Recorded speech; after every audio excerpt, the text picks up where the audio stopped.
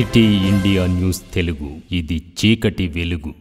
ఘటనా స్థలిని పరిశీలించిన Mahabub Nagar MP DK అరుణ న్యాయం జరిగేంత వరకు అండగా ఉంటానని భరోసా ఇచ్చారు. ఎంపీ అరుణ నోటీసులు ఇవ్వకుండా ఉన్న ఫలంగా ఇల్లు కూల్చేయడం అన్యాయమే. స్థానిక ఎమ్మెల్యే కలెక్టర్ ఎంఆర్ఓతో ఘటనా స్థలం నుంచే ఫోన్లో మాట్లాడిన ఎంపీ అరుణ ముందస్తు నోటీసులు ఎందుకు ఇవ్వలేదు, ఎందుకు కూల్చాల్సి వచ్చిందనే విషయంపై పూర్తి స్థాయి విచారణ జరిపి బాధితులకు న్యాయం చేయాలని సూచించిన అరుణమ్మ మహబూబ్ నగర్లోని ఆదర్శ్ నగర్ 523లో ఇళ్ల కూల్చివేతలు ముమ్మాటికి అన్యాయమే అని ఫైర్ అయ్యారు.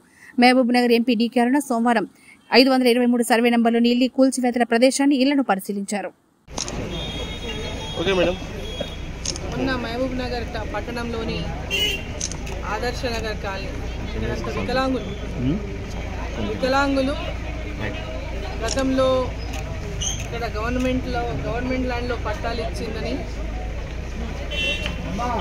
ఇక్కడ అందరూ కూడా టెంపరీ షెడ్స్ కొందరు వేసుకున్నారు. కొంత కష్టం చేసి కొంత ఫ్యామిలీ మెంబర్స్ సపోర్ట్ చేసిన వాళ్ళేమో కొంత ఆర్సీసీ స్లాబ్లు వేసుకున్నారు, మిగతా వాళ్ళు రేకుల స్లాబ్లు అట్లా వేసుకున్నారు. మొత్తం 25 మంది కుటుంబాలు వాళ్ళన్నీ కూడా రాత్రికి రాత్రి వచ్చి వాటిని కూలగొట్టేసి వాళ్ళందరూ ఇప్పుడు నిరాశ్రయం చేశారు. ఎక్కడెక్కడో రెంటెడ్ హౌస్లో ఉండి కిరాయిలలో ఉండి కొందరు వాళ్ళ కుటుంబ సభ్యులు బయటికి పోయి పని చేసుకోవడానికి, ఇల్లు నిర్మాణం చేసుకోవడానికి, బతుకుదెరువు కోసం బయటికి పోయి పని చేసుకొని వచ్చి ఆ పనులు చేసుకొని వచ్చిన దాంతో కొంత కట్టుకుంటూ పోతున్నటువంటి పరిస్థితి చూసినాం. చాలా ఇంట్లో కొందరు టెంపరీగా రేకులు వేసుకున్నటువంటి పరిస్థితి చూసినాం. సో ఇక్కడ ఉన్నటువంటి పరిస్థితిని చూస్తే చాలా బీదరికలో ఉన్నటువంటి వికలాంగులు ఉన్నారు అందరు కూడా ఇక్కడ.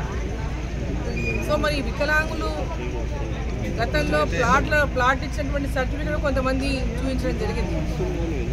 సరే గతంలో 7లో ఇచ్చింది, 8లో ఇచ్చింది, 9లో ఇచ్చిన తర్వాత కూడా ఇచ్చినటువంటి పట్టా కాగితాలు ఉన్నాయి.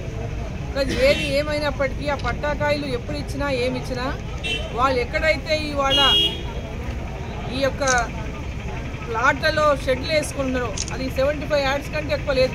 ఒక చిన్న గుడిసెలు 75 గజాల కంటే ఎక్కువ లేవు. మరి పేదవాళ్ళందరూ కూడా వికలాంగులు ఉన్నారు. వాళ్ళు గతంలో దరఖాస్తులు చేసుకున్నారు. గతంలో వాళ్ళకు కరెంటు బిల్లు కోసం, మున్సిపాలిటీ పర్మిషన్ కోసం కూడా దరఖాస్తులు చేసుకొని రిప్రజెంటేషన్లు ఇచ్చుకున్నారు. దానిపైన అనుమతినియమని అధికారులకు కూడా రాసిండ్రు.